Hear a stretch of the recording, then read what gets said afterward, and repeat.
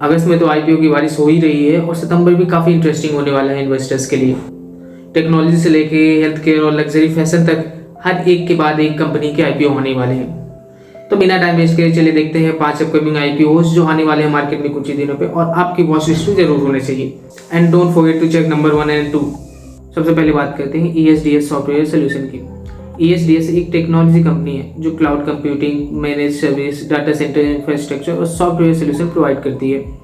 Company का IPO size approximately 720 crore का है। प्राइस बैंड है 408 से लेके 429 पर शेयर। आईपीओ 28 अगस्त को ओपन होने वाला और 1 सितंबर तक ओपन रहेगा। रिटेल इन्वेस्टर्स के लिए लॉट साइज 34 शेयर का रहने वाला है। मतलब अपर प्राइस बैंड पर एक लॉट के लिए अप्रॉक्सीमेटली 14,586 की इन्वेस्टमेंट रहेगी। अब कंपनी का बिजनेस इंटरेस्टिंग क्यों है? क्योंकि आज क्लाउड कंप्यूटिंग, डाटा सेंटर्स और AI इंफ्रास्ट्रक्चर की डिमांड काफ़ी रैपिडली ग्रो कर रही है और ESDS इसी ब्रॉडर डिजिटल इंफ्रास्ट्रक्चर की इकोसिस्टम पे ऑपरेट करती है। लेकिन सिर्फ ये देखना कि कंपनी AI और डाटा सेंटर के सेक्टर पे है इन्वेस्टमेंट के लिए ये डिसीजन सही नहीं होगा। आपको कंपनी की प्रॉफिटेबिलिटी, रेवेन्यू, कैश फ्लो ये सारी चीज़ें भी चेक करनी पड़ेगी। तो ESDS में स्टोरी तो इंटरेस्टिंग है लेकिन वैल्यूएशन उतनी ही इंपॉर्टेंट है। नंबर 2 पे है लुमिनो इंडस्ट्रीज। ये कंपनी पावर ट्रांसमिशन और इलेक्ट्रिक इंफ्रास्ट्रक्चर से रिलेटेड प्रोडक्ट मैन्युफैक्चर करती है। इसका आईपीओ साइज अप्रॉक्सीमेटली 700 करोड़ का है।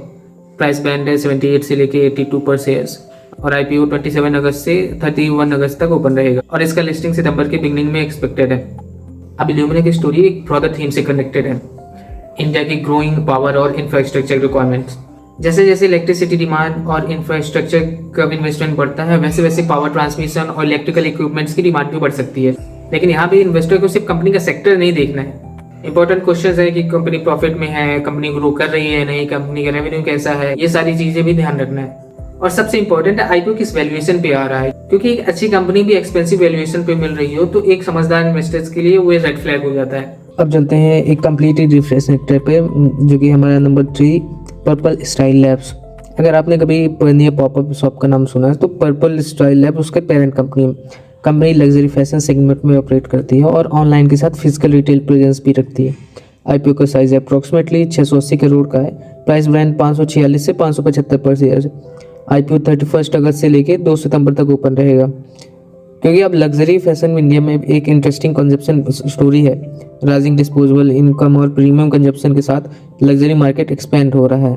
लेकिन लग्जरी बिजनेस के साथ एक ऑब्वियस रिस्क भी है। Luxury products mostly unnecessary spending का पार्ट होते हैं।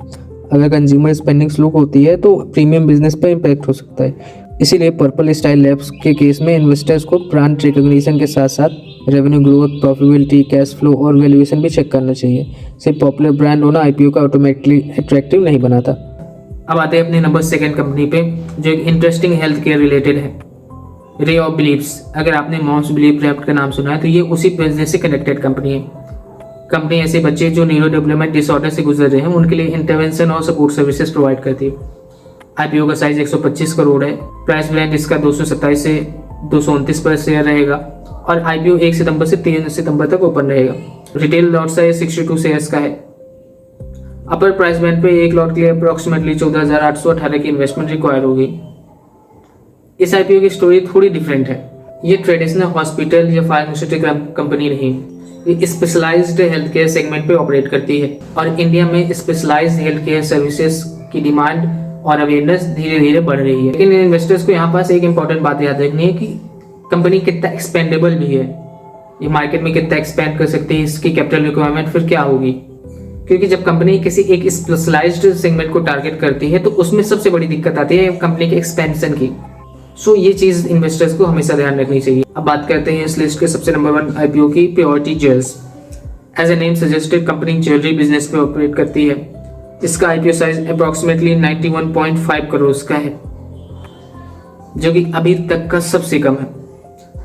प्राइस बैंड है इसका 190 से 200 रुपये पर शेयर और आईपीओ 28 अगस्त से 1 सितंबर तक ओपन रहेगा। रिटेल लॉट साइज इसका 75 शेयर्स है और अगर आप अपर प्राइस बैंड पे अप्लाई करते हैं तो अप्रॉक्सीमेटली 15,000 प्राइस रहेगा। इंडिया का ज्वेलरी मार्केट ऑब्वियसली बहुत बड़ा है लेकिन ज्वेलरी बिजनेस में कुछ इंपॉर्टेंट फैक्टर्स भी होते हैं।